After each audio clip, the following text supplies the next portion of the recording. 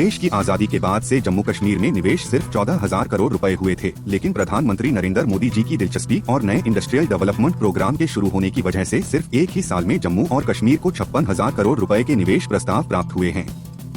जम्मू और कश्मीर देश में टॉप निवेश डेस्टिनेशन बनने की ओर बढ़ चला है, क्योंकि कश्मीर में कई इंफ्रास्ट्रक्चर प्रोजेक्ट पर काम तेजी से चल रहा है और कई फोरम और इंडस्ट्रियल समिट के जरिए डोमेस्टिक एंड फॉरेन इन्वेस्टर्स को अट्रैक्ट कर रहा है।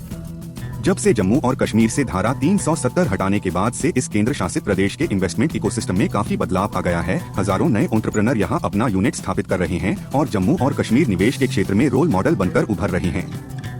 सरकारी बयान में कहा गया है कि उद्यमियों के लिए संघर्ष के दिन अब बीत चुके हैं और अपने उपक्रम लगाने की इच्छा रखने वाले युवाओं को सरकार की विभिन्न योजनाओं की मदद मिल रही है और उनके सपनों को पूरा करने के लिए हर तरह की सहायता उपलब्ध करवाई जा रही है। जम्मू कश्मीर में निवेश करने वाले निजी निवेशकों में देश के भी लोग हैं और विदेशों के निवेशक भी शामिल हैं।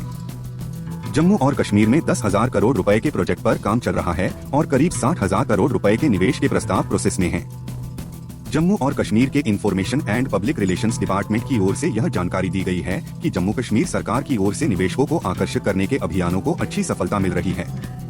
जम्मू कश्मीर सरकार की ओर से दी गई जानकारी के मुताबिक आजादी के बाद से केंद्र शासित प्रदेश में अब तक जितने निजी निवेश देखने को मिले थे, उसके 4 गुना सिर्फ 3 साल में ही हो रहे हैं। इसकी सबसे बड़ी वजह आर्टिकल 370 का हटाया जाना है। जम्मू कश्मीर सरकार के अनुसार नए इंडस्ट्रियल एस्टेट तैयार किए जा रहे हैं और पिछले 2 साल में ही 3,300 से ज्यादा आवेदनों को मंजूरी दी गई है, जिनमें से 1,879 आवेदकों के हक में लेटर ऑफ इंटेंट जारी किए जा चुके हैं, जबकि 260 आवेदकों के पक्ष में लीज डीड का भी एग्जीक्यूशन किया जा चुका है।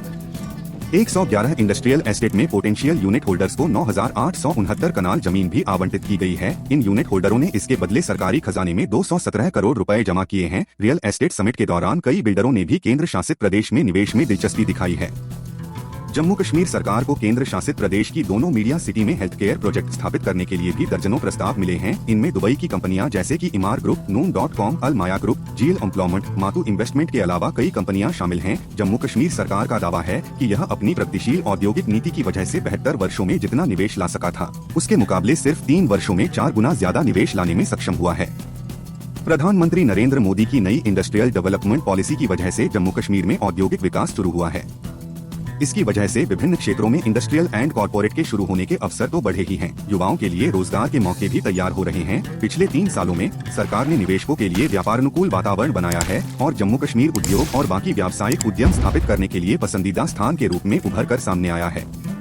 प्रधानमंत्री की नई औद्योगिक विकास नीति के माध्यम से जम्मू कश्मीर के युवाओं की आकांक्षाएं देश की मौजूदा आकांक्षाओं के साथ जुड़ गया है। सरकार की गंभीरता के चलते हाल ही में घोषित नई औद्योगिक नीति को लेकर जबरदस्त प्रतिक्रिया देखने को मिल रही है, जिसके चलते रोजगार के लाखों अवसर पैदा होंगे।